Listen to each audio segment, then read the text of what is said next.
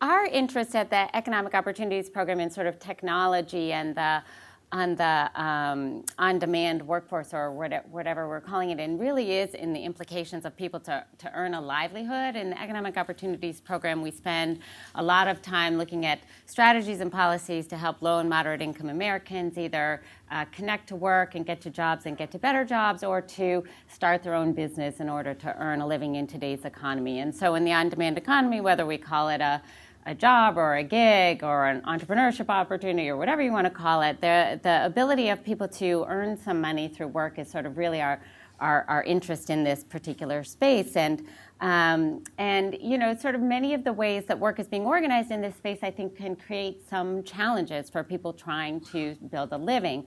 And in many ways, there are reflections of sort of longer-term trends in the labor market.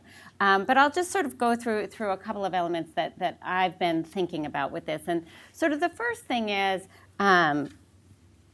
sufficiency of income, right? So to the degree you're working on these platforms, to what degree are you going to be able to earn a living? And we don't actually really know a lot about what people get paid through this work. The limited data that you see, so for example, Uber puts out this paper about what their drivers make per hour, but it's revenue. It's not sort of what they're actually earning, right? So we don't really have good information on some of that. But the way the competition is organized could give pause to, are people really earning a good living on some of these platforms? I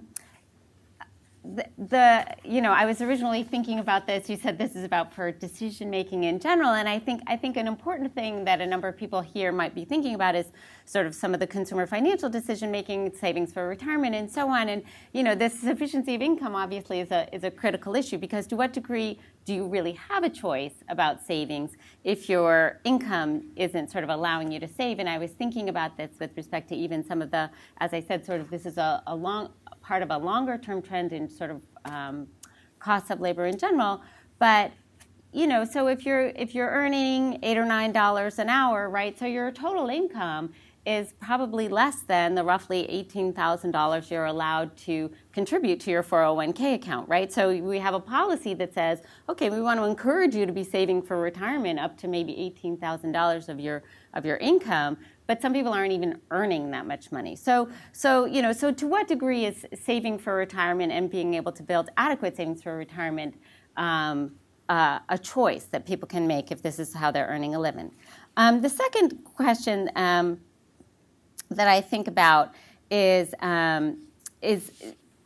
somewhat related to this savings question, which is the episodic nature of income, right? So you can have times when you're working a lot and earning a lot, and then you have times when you're earning a whole lot less, and so then you're sort of going into your savings, and you're having to use your resources in maybe suboptimal ways, because your income is sort of going up and down, and often in not very predictable ways, right? And a lot of people have been thinking about sort of the income predictability thing. And then another thing that I think about a lot with this is sort of just generally access to these platforms, right? So to the degree that you're earning money through some sort of online organization of work, you need some sort of online organization of being paid, right? So you need to be in the banking system. Is everybody in the banking system in some way?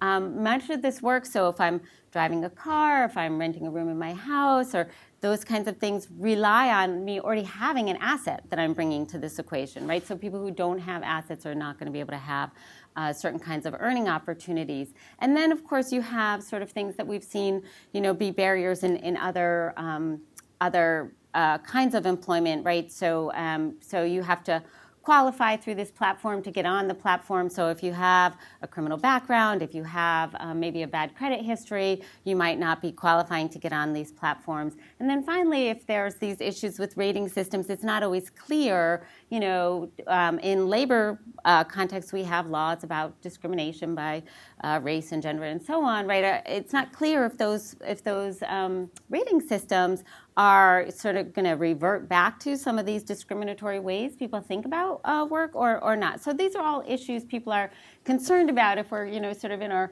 our bold speculation here, right? A lot of this we don't really know how it's playing out, but we can see that some of these things could be real challenges, and we could see that this could be a problem as people are trying to earn a living, and then to, from that living be able to make decisions that are true decisions, that they have both the resources and the knowledge to be able to make decisions about how they're organizing their financial lives. So that's what we're kind of thinking about.